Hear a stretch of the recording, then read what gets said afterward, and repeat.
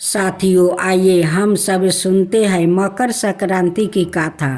आपके मन में भी कभी ना कभी यह सवाल तो जरूर आया होगा कि मकर संक्रांति क्यों मनाई जाती है। यह इस त्योहार को मनाने के पीछे की वजह क्या है। हर साल जनवरी के महीने में मकर संक्रांति का त्योहार मनाया जाता है। यह एक ऐसा त्योहार है जो दुनिया भर में अलग अलग नामों से मनाया जाता है। यह त्योहार हर साल 14 या 15 तारीख को ही मनाया जाता है। मकर संक्रांति से ही सूर्य देव उत्तरायण हो जाते हैं और पोंगल, बिहू, उत्तरायण और खिचड़ी के नाम से भी मनाया जाता है। इस दिन स्नान और दान विशेष रूप से महत्वपूर्ण माना जाता है। आइए जानते हैं मकर संक्रांति की कथा और इस पर्व से जुड़ी कुछ महत्वपूर्ण सवालों के जवाब। मकर संक्रांति से जुड़ी पौराणिक कथा भीष्म पितामह और इच्छा मृत्यु का वरदान। मकर संक्रांति पर्व का उल्लेख श्री भगवत गीता में भी देखने को मिल सकता है। महाभारत काल के दौरान मकर संक्रांति का एक गहरा संबंध भीष्म पितामह से माना जाता है। भीष्म पितामह को अपनी इच्छा के अनुसार मृत्यु का वरदान प्राप्ति था। जब वो बाणों की शयन पर लेटे थे तब सूर्य दक्षिणायन अंधकार का समय में थे।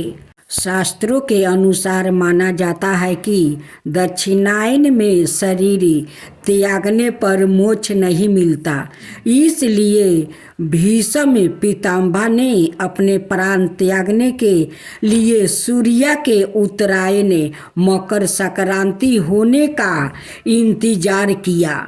जैसे ही सूर्य ने मकर राशि में प्रवेश किया और उत्तरायण हुआ, भीष्म पितामह ने अपने प्राण त्याग दिया ताकि उन्हें जन्म मरण के संबंध से मुक्ति मिल सके। मकर संक्रांति पर धर्मराज जी की कहानी। एक समय जब पृथ्वी लोक पर बाबारू वाहन नाम का एक राजा हुआ करता था। उसके राज्य में किसी भी चीज की कमी नहीं थी।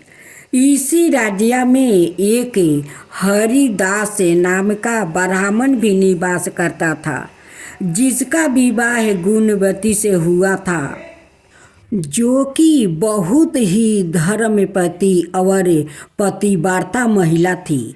गुणवती ने अपना पूरा जीवन सभी देवी देवताओं की उपासना में लगा दिया और वह सभी प्रकार के व्रत करती थी और दान धर्म भी किया करती थी।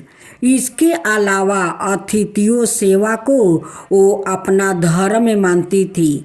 ऐसे ही ईश्वर की उपासना करते हुए वो वृद्धा हो गई। जब उसकी मृत्यु हुई तो धर्मराज के दूत उसे अपने साथ धर्म राजपुरी ले गया और ब्राह्मणी को वैकुंठ भी मिल गया। तब बोलो धर्मराज भगवान की जय। गणेश और बुढ़िया माई की कहानी। बहुत पहले की बात है। एक बुढ़िया माई थी। वह बहुत ही गरीब और अंधी थी। उसके एक बेटा और बहू थी। वह बुढ़िया सदाए गणेश जी की वो पूजा किया करती थी।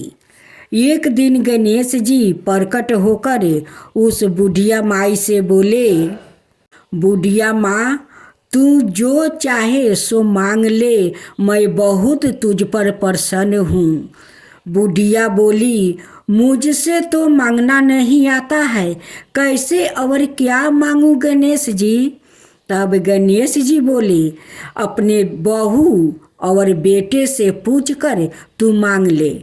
तब बुढ़िया ने अपने बेटे से कहा कि गणेश जी कहते हैं तू कुछ मांग ले, बताओ मैं क्या मांगूं।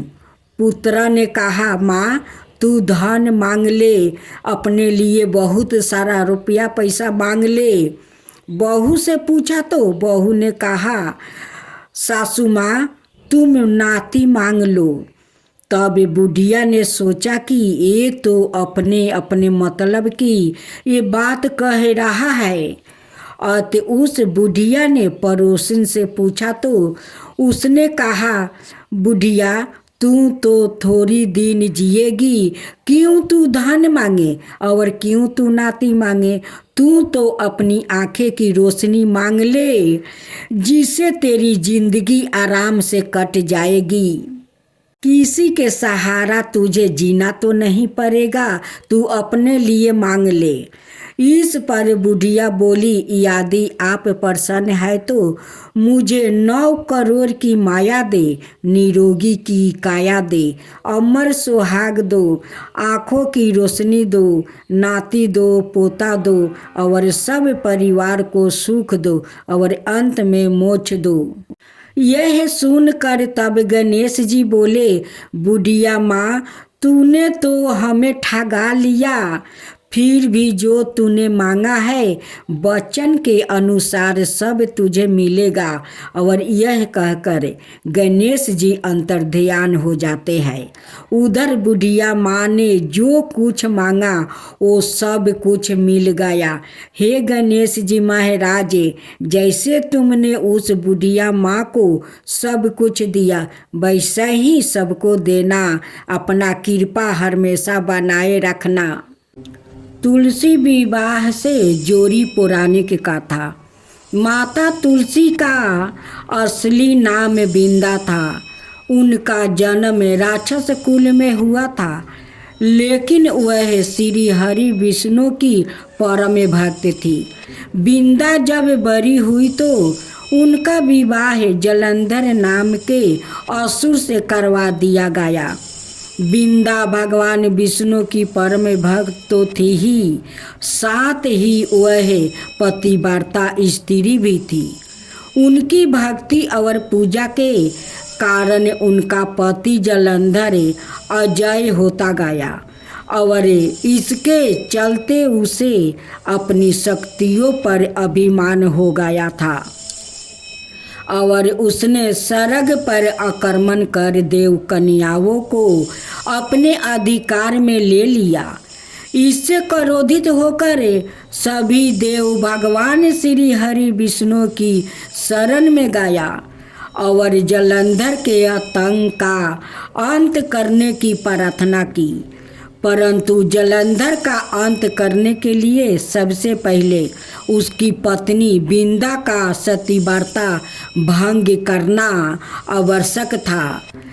भगवान विष्णु ने अपनी माया से जलंधर का रूप धारण कर लिया, बिंदा का पतिव्रता धर्म को नष्ट कर दिया और इसके परिणाम स्वरूप जलंधर की शक्ति छीन हो गई और वह युद्ध में मारा गया।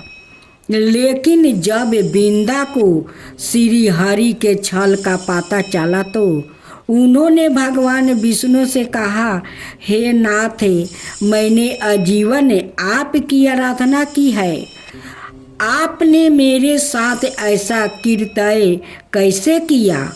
इस प्रश्न का कोई उत्तर श्री हरि नहीं दे पाया और तब बिंदा ने भगवान विष्णु से कहा कि आपने मेरे साथ एक पाषाण की तरह व्यवहार किया है प्रभु। मैं आपको श्राप देती हूँ कि आप पाषाण बन जाइए। यह कहते ही भगवान श्री हरि पत्थर समान हो गया और सृष्टि का संतुलन बिगड़ने लगा। तब देवताओं ने बिंदा से प्रार्थना की कि वो अपना श्राप वह वापस ले ले। भगवान विष्णु की विंदा के साथ हुई छल से लज्जित थे और अंत में उन्होंने भगवान विष्णु को क्षमा कर दिया। दिए गए भगवान विष्णु को श्राप मुक्ति कर जलंधर के साथ सती हो गई। विंदा की राख से एक पौधा निकली जिसे श्री हरि विष्णु ने तुलसी का नाम दिया और वरदान दिया कि तुलसी के बिना मैं किसी भी प्रसाद को ग्रहण नहीं करूँगा।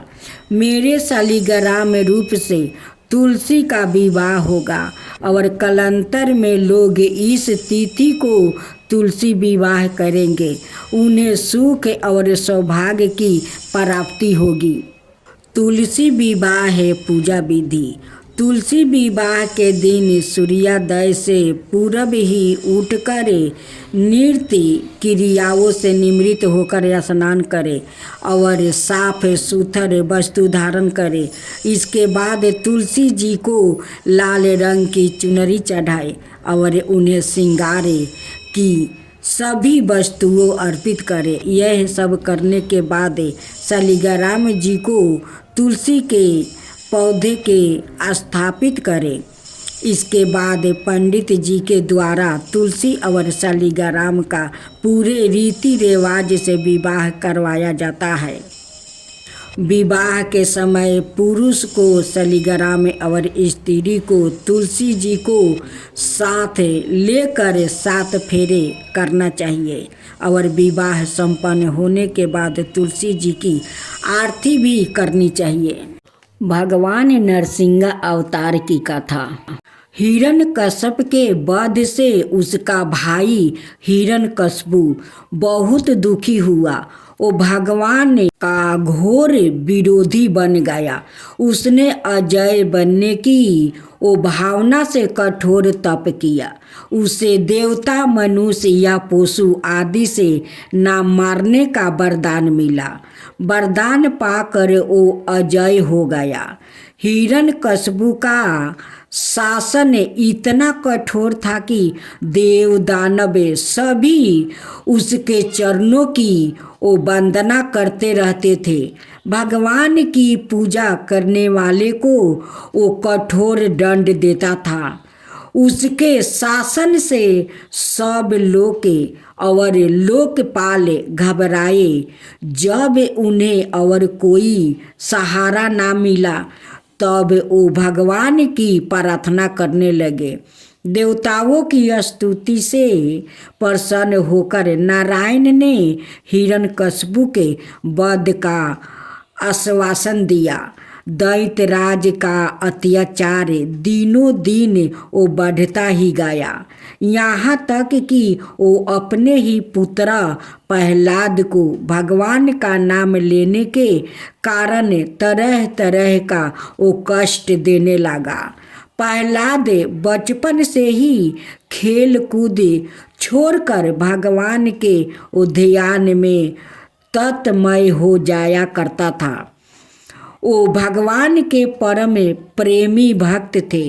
वो समय समय पर असुर बालकों का धर्म का उपदेश देते रहते थे। असुर बालकों को उपदेश देने की बात सुनकर हिरण्यकश्यप बहुत क्रोधित हुआ। उसने प्रहलाद को वो दरबार में बुलाया।